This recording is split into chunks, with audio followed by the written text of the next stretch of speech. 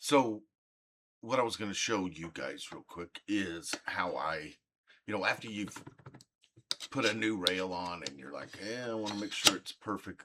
First of all, I don't know if any of you've noticed over the other videos, I'm extremely OCD.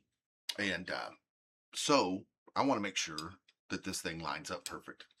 Um, and the way that I do it is I'll take something like this OG, handle optic sight, iron sight, and I will tighten it across that beam.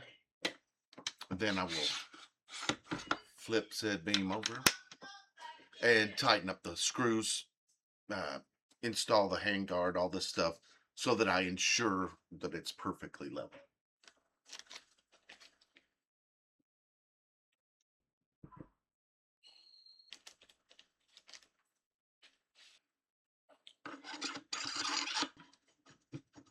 Okay. One thing that definitely needs to be said is I'm a complete rookie at videoing things. So finding the right angle and all this crap for you guys to see is maybe going to take me a bit.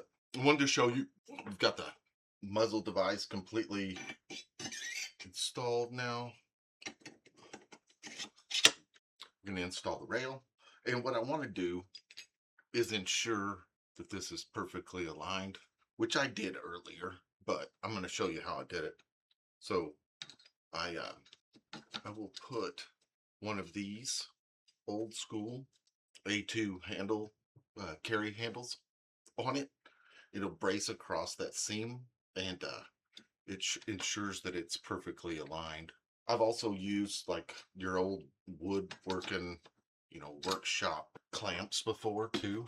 That typically depends on the size of the rail and if you've got enough grab and stuff like that. But this can work too. But then we're just going to install the screws, sturdy it up, and then we'll be ready to install the bolt carrier group. We are working on optics and iron sights. So what I like to do, my standard setup on any of these, we'll say non-precision type rifles, this one being a 300 blackout, I'm going to call it more of a combat style rifle, is to install what I think may be the best red dot for the money on the market right now, which is this new Sig Sauer Romeo 5 Gen 2 Elite Pro. And with the perfect co-witness sight base, it is a wonderful red dot, easy to manipulate, easy to set, and for the user to use. And it's a fantastic option to co-witness with your front fixed iron sight, which I don't know what people think. I'm a big co-witness person. I didn't grow up shooting with optics. I grew up always shooting with iron sights. For me, as I've transitioned into optics, it's become more and more important that I try to use my optics. I try to learn along with everybody as we move along and progress in technology. But what I will do is use this red dot, but always co-witnessed with a fixed front sight. And I choose, for various reasons, Troy Industries fixed H&K style front sight, which I really like. I will tell you, I found some other stuff here recently that I think adds a little bit to this. It also adds quite a little bit of cost, but they do have some replacement front sights on the market. One from High Vis, the other one from XS Sights, I believe. These A2 tritium front sight posts, and those are fantastic, especially if you're more reliant upon your iron sights like I am over time. Okay, now we're just installing the Troy Industries front sight. And sometimes these buggers can be a little tight starting out. Get it to our first shoulder.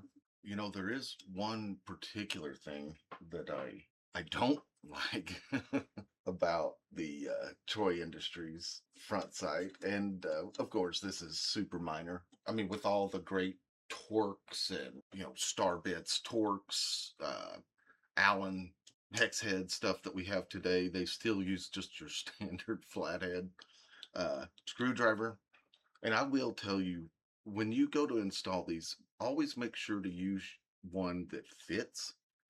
or you will tear the crap out of that screw and it will look terrible. Now we're going to install the rear sight. I will tell you there's very specifically a reason that I use this rear sight. And it is also the Troy Industries. It is a folding rear sight. And the other great thing about this Gibbz setup is where we're using a side charger, it allows us to mount this this rear iron sight further back and stay out of the way. I use the flip obviously because I'm hopefully using my red dot and I'm co-witnessing with the fixed front sight. But then in an emergency situation, we have the flip up rear sight. And this is, oh God, probably without a doubt, the most expensive one that I've found on the market. It's kind of a silly price, but it is definitely worth it if you're an iron person. This is what they call the dioptic flip up rear sight with the tritium built into it. And let's see if you can see it there. But what a wonderful rear sight. Very easy to use, very quick acquisition of target. And again, where you have the red dot, is this overkill? Probably, but I am not in the market for making cheap guns.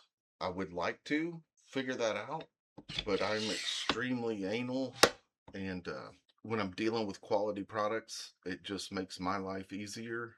And I think in the end, from the purchaser, the the end user standpoint, it just makes this rifle that much better long term. Very versatile. Obviously, if you get this home and you decide you don't like these iron sights, you can pull these things off. That's fine. But this is how it's going to come from me. Okay, what I wanted to do real quick is just give you a quick rundown on the lower here. We have, which I think now has become extremely popular, the die-free 12-degree angle grip, which personally I kind of started out using the Ergo Zeros. I love the Ergo Zero. It's just price wise, I feel like the die free is probably just as good, if not, well, it's not better, but it is certainly more cost effective. We have the Triggertech Ambi trigger or safety selector, Lantac titanium takedown pins, and then the lower is made by Gibbz Arms. This is their folding lower. We've got the Odin extended mag release, which this is an awesome piece of equipment. With the Battle Arms mag catch, then the Battle Arms also bolt catch. Inside, what we have is our, keeping with our stainless guts theory of the gun, we have this Rise Armament. I think it's the 535 stainless. It's a single stage trigger, drop in, but what a fantastic trigger mechanism. I think it's right at 3.5 pounds. It shoots like a dream. And then on the buffer side of things, so here's your breakdown. This is their proprietary buffer that comes with it. We're using a Strike Industries lower receiver extension tube. I think this is 7 or 8 positions, 7 positions. This is from V7 Tactical end plate, and beautiful, beautiful, beautiful, and simple. Simple and beautiful.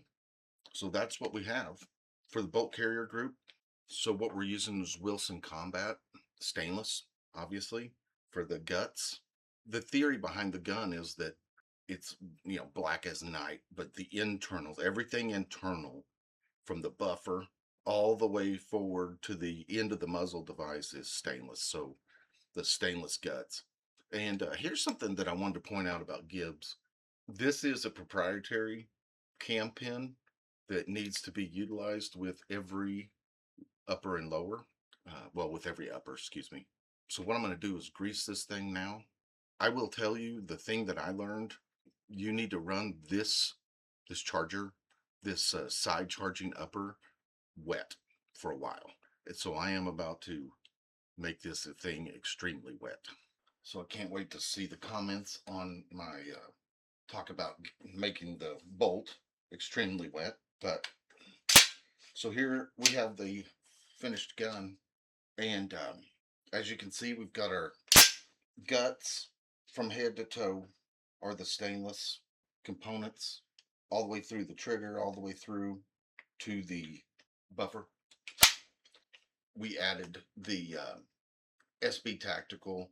This is the SBA3 brace, and mainly because of rifle length, we've got what this is an 8-inch Odin barrel. This muzzle device technically, I think, qualifies as a 6-inch barrel extension, but that doesn't quite put it over the 16. So we're still looking at a pistol length 300 blackout. And I believe after we go give it some testing, it'll be ready to move.